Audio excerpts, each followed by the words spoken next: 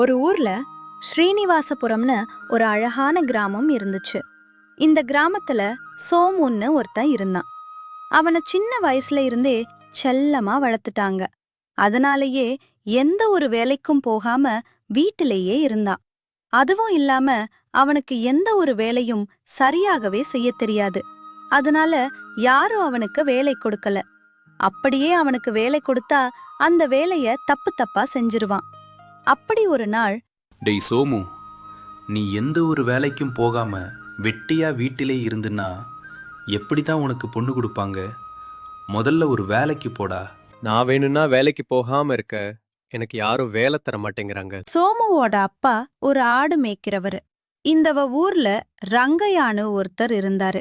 அவருக்கு தோட்டம், ஆடு, மாடு இதெல்லாம் இருந்துச்சு. சோமுவோட அப்பா ரங்கைய வீட்ல தான் வேலை செஞ்சுட்டு வராரு. அவரோட ஆடுங்களை தான் மேய்ச்சிட்டு வந்தாரு. டேய் சோமு, எனக்கு இன்னைக்கு உடம்பு சரியில்லை. நீ என்ன பண்ற? ரங்கையோட வீட்டுக்கு போய் அவர் ஆடுகளெல்லாம் மேய்ச்சிட்டு பத்திரமா வீட்டுக்கு கொண்டு வந்து சேர்த்து விடுடா. சரிப்பா, நீங்க சொன்ன மாதிரியே ரங்கையாவோட தோட்டத்துக்கு போய் அவர் ஆடுங்களை மேய்ச்சிட்டு வந்துடுறேன். எதுக்குங்க உங்களுக்கு உடம்பு சரியில்லைன்னு சொல்லி பொய் சொன்னீங்க அவங்கிட்ட? இல்லடி, அவ எந்த ஒரு வேலைக்கு போகாம வீட்டில் வெட்டியா இருக்கா. இப்படியே இருந்தானா அவனுக்கு யாரும் பொண்ணு தர மாட்டாங்க. அதனால தான் நான் அந்த மாதிரி பொய் சொன்னேன். இப்போயாச்சும் போய் ஒரு வேலை செய்யட்டும் அப்படின்னு சோமுவோட அப்பா அவங்க மனைவி கிட்ட சொல்றாரு. அந்த அன்னைக்கு சோமு ஆடுகளை மேய்க்கிறதுக்கு ரங்கையா வீட்டுக்கு போறான். வாப்பா சோமு, என்ன நம்ம தோட்டத்து பக்கம் வந்திருக்க உங்க அப்பா வரலையா? என்னாச்சு இன்னைக்கு அவருக்கு? வேலைக்கு வரல? ஐயா, எங்க அப்பாவுக்கு உடம்பு சரியில்லையா, அதனால இன்னைக்கு நான் தான் ஆடுங்களை மேய்க்க போறேன். என்னது, நீ என்னோட ஆட்களை மேய்க்க போறியா? ஏண்டா சோமு, உனக்கு எந்த ஒரு வேலையும் உருப்படியா செய்ய தெரியாது. நீ எப்படிதான் என்னோட ஆடுங்களை மேய்ப்ப? ஐயா, அதெல்லாம் நான் கரெக்டா ஆடு மேய்ச்சிட்டு வந்துருவேன். என்ன நம்பி உங்க ஆடுகளை கொடுங்க. சரி சரி, எது எப்படியோ நல்லபடி ஆடு மேய்ச்சிட்டு திருப்பி கொண்டு வந்தா சரிதான். ரங்கையா அப்படி சொன்னதும் சோமு ரங்கையாவோட ஆடுங்களை மேய்க்கறதுக்கு காட்டுக்குள்ள போறான். அப்போ அந்த வழிய ஒருத்தர் வராரு. என்னப்பா சோமு, ஒரு வேலையும் செய்யாம வெட்டியா வீட்லயே இருப்பியே, இன்னைக்கு என்ன திடீர்னு ஆடு மேய்க்க வந்திருக்க? அது ஒன்றும் இல்லையா, எங்க அப்பாவுக்கு உடம்பு சரியில்லை, அதனால தான் இன்னைக்கு ஒரு நாள் நான் ஆடு மேய்க்கலான்னு வந்திருக்கேன். என்னது, இவங்க அப்பாவுக்கு உடம்பு சரியில்லையா? சரி சரி, இது நமக்கு ஒரு நல்ல வாய்ப்பு. இவ ஒரு முட்டாள், இவனுக்கு ஒன்னும் தெரியாது. இவனோட ஆட்டுகளை நம்ம எப்படியாவது ஆட்டைய போட்டுற வேண்டியதுதான். சரிப்பா சோமு, இந்த ஆடுகளை எங்க கொண்டு போய் மேய்க்க போற? இந்த ஆடுகளை மேய்க்கணும்னா ரொம்ப தூரம் நீ போக வேண்டியது இருக்கும். அதனால நீ என்ன பண்றான்னா, என்னோட தோட்டத்துல உன்னோட ஆடுகளை மேய வச்சிரு. பொழுது விடிஞ்சதும் உன் ஆடுங்களை எல்லாம் நீ ஓட்டிட்டு போயிரு. அந்த ஆளு சோமுவோட ஆடுகளை திருடுவதுக்கு ஒரு திட்டம் போடுறாரு. அப்படி சோமுவையும் அவனோட ஆடுகளையும் தன்னோட தோட்டத்துக்கு கூட்டிட்டு போறாரு. சரிப்பா சோமு, நீ உன்னோட ஆடுகளை மேய்ச்சிட்டு, நான் என்னோட தோட்டத்துல எனக்கு கொஞ்சம் வேலை இருக்கு, நான் போய் வேலையை பார்த்துட்டு வரேன் அப்படின்னு சொல்லிட்டு அவரு அவங்க தோட்டத்துல வேலை செய்யறதுக்கு போயிடுறாரு. மணியோ 1 மணி ஆயிடுச்சு. அப்போ அவரு அங்க வராரு. என்னப்பா சோமு, மணி வேற ஒன்னு ஆயிடுச்சு, இன்னும் சாப்பிடலையா? வேலை விட உடம்பு தான் முக்கியம். முதல்ல ஒழுங்கா சாப்பிடு. சாப்பிட்டு உனக்காக கைத்துக்கட்டில் போட்டு வச்சிருக்கேன். கொஞ்ச நேரம் படுத்து தூங்கு. ஆடுங்க பாட்டுக்கு மேய்ஞ்சுக்கிட்டு இருக்கோம் அப்படின்னு அவர் சோமு கிட்ட சொல்றாரு. சோமு நல்ல நிம்மதியா தூங்குகிறான். அந்த நேரம் பார்த்த அவரு சோமுவோட ஆடுங்கள்ல ஒரு ஆட்டையா போடுறான். சோமு தூங்கிட்டு இருக்கறதால அவனுக்கு எதுவுமே தெரியல. பொழுது விடிஞ்சதும் சோமு தன்னோட ஆடுங்களை ரங்கையாவோட பண்ணைக்கு கூட்டிட்டு போறான். ஐயா, உங்களோட ஆடுங்களா எல்லாம் மேய்ச்சிட்டு பத்திரமா கொண்டு வந்துட்டியா? நான் அப்படியே வீட்டுக்கு கிளம்புறேன் ஐயா. அப்படின்னு சொல்லிட்டு சோமு அங்கிருந்து அவனுடைய வீட்டுக்கு போயிடுறான்.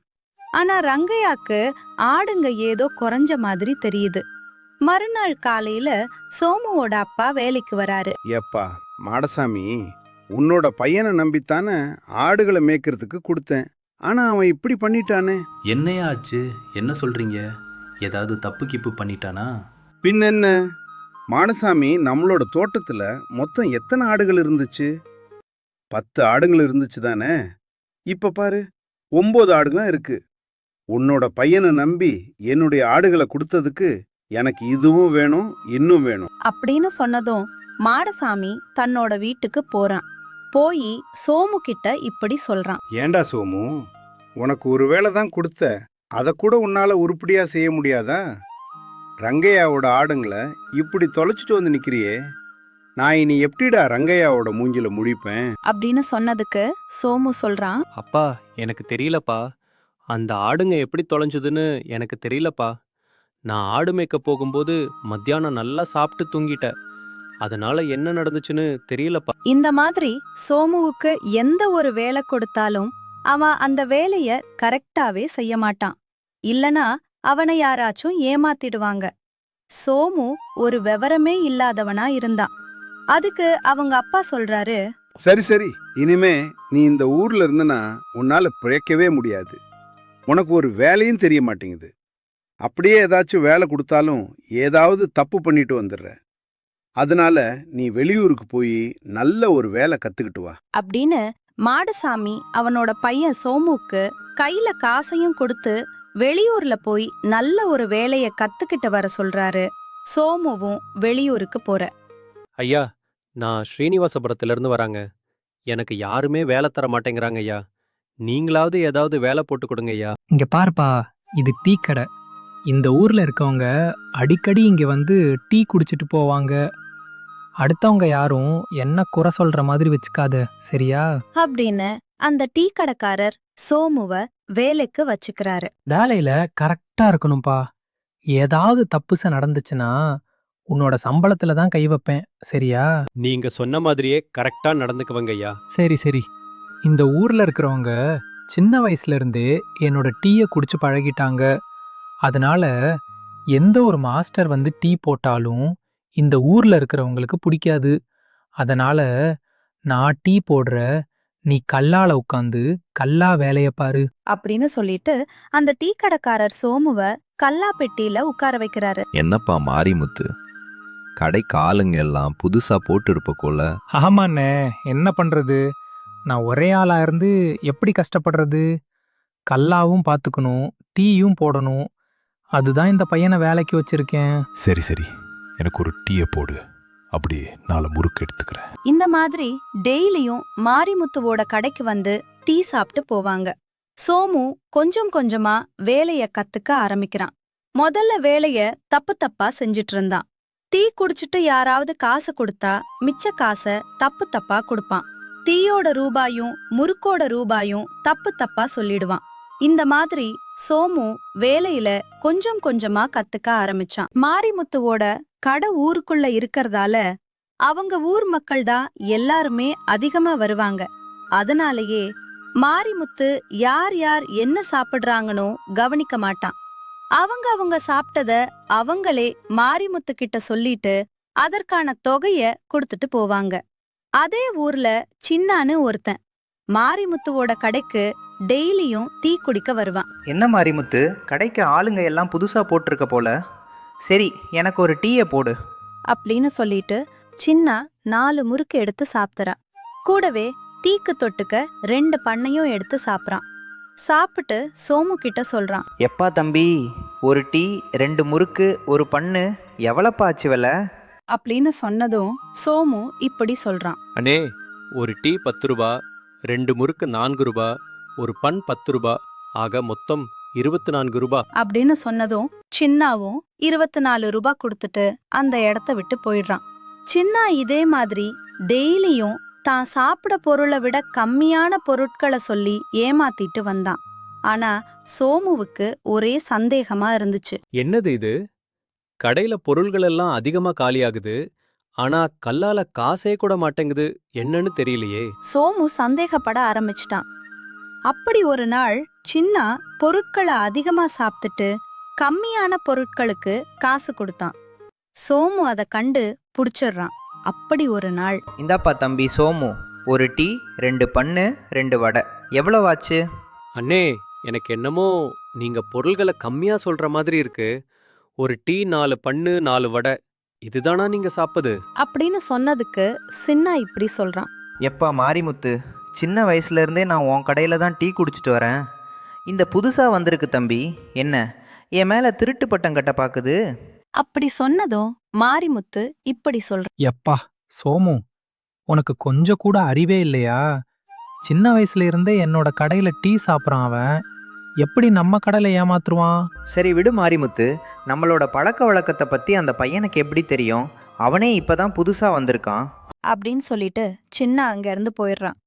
சின்னா கிளம்பினதுக்கு அப்புறம் சோமு மாரிமுத்து கிட்ட இப்படி சொல்றான். அண்ணே, உண்மையாலுமே அவர் பொருட்களெல்லாம் அதிகமா சாப்பிட்டு கம்மியா சொல்லிட்டு போறாருனே. ஏன்பா சோமு, சின்ன வயசுல இருந்தே என்னோட கடையில டீ சாப்பிட்டு வரேன். அவன் இந்த திருட்டு வேலை பண்றான்னு நீ எதை வச்சு சொல்ற? அண்ணே, நீங்களே பாருங்க, நம்ம கடையில வாங்கின எல்லா பண்ணும் முடிஞ்சு போச்சு. இப்போ மிச்சம் 4 பண்ணு தான் இருக்கு. நாளைக்கு பாருங்க. அப்படின்னு சோமு மாரிமுத்து கிட்ட சொல்றான். மறுநாள் அதே மாதிரி சின்னா டீ குடிக்க மாரிமுத்து கடைக்கு வரா. எப்போ மாரிமுத்து ஒரு டீயை ஒன்றும் போடுப்பா, அப்படியே 2 வடையும் பண்ணும் எடுத்துக்கிற. அப்படின்னு சொல்லிட்டு சின்னா 2 வடையும் 4 பண்ணும் எடுக்கிறான். டீய குடிச்சிட்டு சோமு கிட்ட போய் இப்படி சொல்றான். ஏப்பா தம்பி, ஒரு டீ 2 வடை 2 பண்ணு எவ்வளோப்பா ஆச்சு? அப்படின்னு சொல்லிட்டு சின்னா காசு கொடுத்துட்டு அங்கிருந்து கிளம்பிடுறான். உடனே சோமு மாரிமுத்து கிட்ட சொல்றான். அண்ணே, நீங்களே பாத்தீங்களே, அவர் ஒரு டீ 2 பண்ணு 2 வடைன்னு தானே சொன்னாரு. நம்ம கடையில இருந்ததே மொத்தமா 4 பண்ணு தான். அவர் 2 தான் சாப்பிட்டேன்னு சொன்னாரு. அப்படி அவர் 2 தான் சாப்பிட்டுட்டு இருந்தா மிச்சம் 2 பண்ணு இருக்கணும்ல. நீங்களே போய் பாருங்க. அப்படின்னு சொன்னதும் ராமையா கடையில போய் பார்க்கறான். ஆனா அங்க ஒரு பண்ணு கூட மிச்சம் இல்ல. அப்பதான் மாரிமுத்து சோமுவ புரிஞ்சுக்கிட்டா. என்ன மன்னிச்சிடு சோமு, இந்த ஊர்க்காரங்க மேல வச்சிருந்த நம்பிக்கையில நீ சொன்னதை நான் கேட்கவே இல்லை. என்னதான் ஊர்க்காரரா இருந்தாலும் என்ன ஏமாத்திட்டான். ஆனா நீ வெளியூர்ல இருந்து வந்து இருந்தாலும் நான் உனக்கு கொடுத்த வேலையை நீ சரியா செஞ்சிருக்க. அப்படின்னு மாரிமுத்து சோமவ பாராட்டுறான். சோமு வேலை கத்துக்கிட்ட சந்தோஷத்துல தன்னோட ஊருக்கு திரும்பி வந்துடுறான். நமக்கு எந்த ஒரு வேலையும் தெரியலனாலும் விடாம தொடர்ந்து முயற்சி பண்ணா நிச்சயமாக நமக்கு ஒரு நல்ல பலன் கிடைக்கும்.